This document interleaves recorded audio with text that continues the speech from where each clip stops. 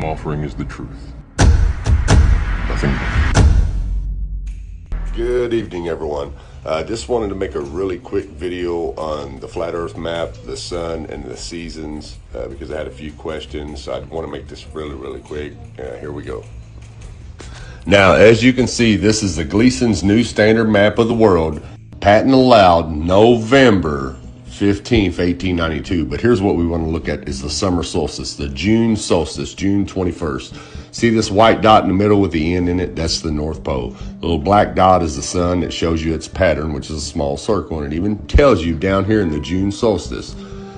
In the figures, June and December, the white represents the sun's position in his respective months at noon. This shows sunlight inside the Arctic Circle for 24 hours. From June 21st, the sun moves around the tropic in a spiral circle, widening every day until it reaches its destiny at the southern or outer solstice on December 21st. Okay, now what that means is in the summertime, it's making a small circle, a small spiral circle, just like it showed you in the diagram right above the paragraph that you read. And it widens every day, which means it starts to go out, which that's why it starts to get cold. It's starting to move out and away from you. And then we go to the December solstice, the winter solstice, December 21st. Now, notice how the sun is out wide from the North Pole. It's making a wide spiral circle from this close spiral circle, as you see here. Now, let's look down underneath the diagram of the map and see what it tells us for December solstice. Okay, on December the 21st, the sun moves around the Tropic of Capricorn, and during the day lights up the southern portion of the Earth from the Arctic Circle to some portion of Antarctica ice. There is no sunlight beyond 80 degrees south, but unknown regions of ice. And on the 23rd of December, the sun commences his northward journey again, returning to his starting place, and thus completes his seasons. Okay, now as you can see, even the map itself tells you that the sun rotates, not the earth. Now let's move on. Your December solstice would look like this right here on the flat earth map. It's way out here. Check it out. It's dark on one side of the earth, light on the other, just so you understand that. It makes a wide circle, right like this right here. That's why it's cold right here. It's cold right there in the United States in the wintertime, isn't it? Because the sun's way out here. Sun's way out here. And then in the spring, what's the sun start doing? He starts moving in closer. That's why your days start getting longer. It starts getting warmer. And then by the summer solstice, as you see right here, it says it spirals in to the Arctic Circle. There's your Arctic Circle right there. So this right here is your North Pole, and this little spot right here, this is Alaska. Now in the summer solstice, here's where the sun is. Well, check out what's getting 24 hours of daylight. The Arctic, the North Pole. Because see, the sun's making a small circle. That's why daytime is longer in the summertime right here in the United States.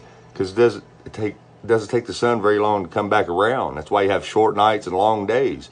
And then as the sun starts to go back out to its winter solstice, what's it start doing?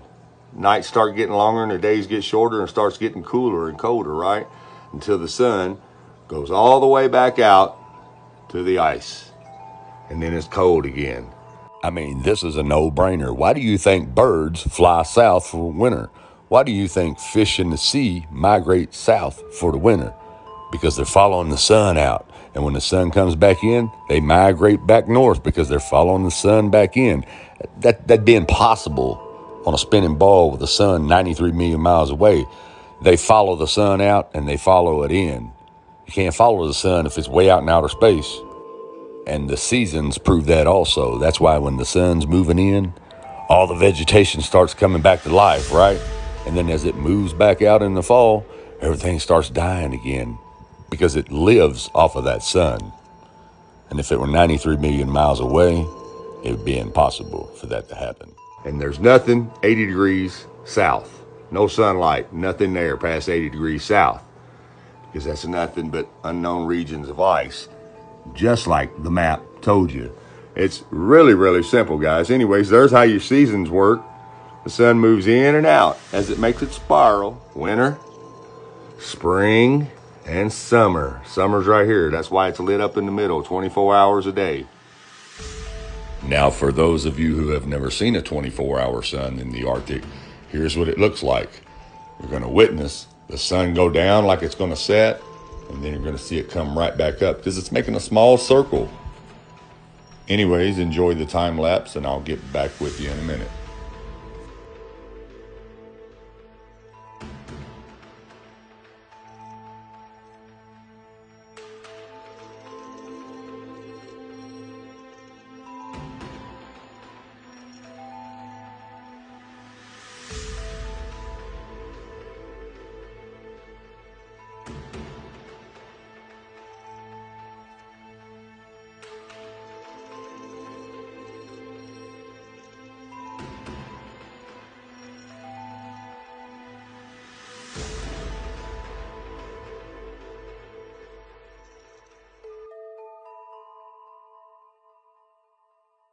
Now, let me speed this up for you just a little bit more to give you a better understanding.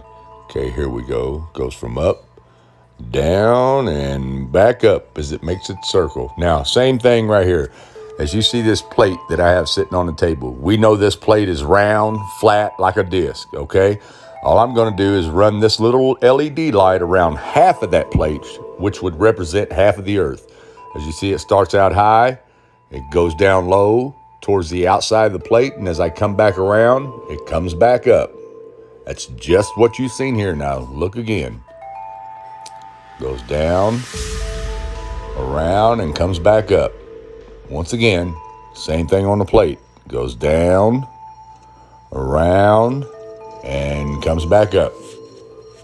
So, as you can see, guys, it makes a small circle. It never sets, and then it works its way back out to the winter solstice, and it'll be dark in the Arctic until the sun works its way back in to its summer solstice. God said, "Let there be lights in the firmament of the heaven to divide the day from the night, and let them be for signs and for seasons and for days and years, and let them be for lights in the firmament of the heaven to give light upon the earth."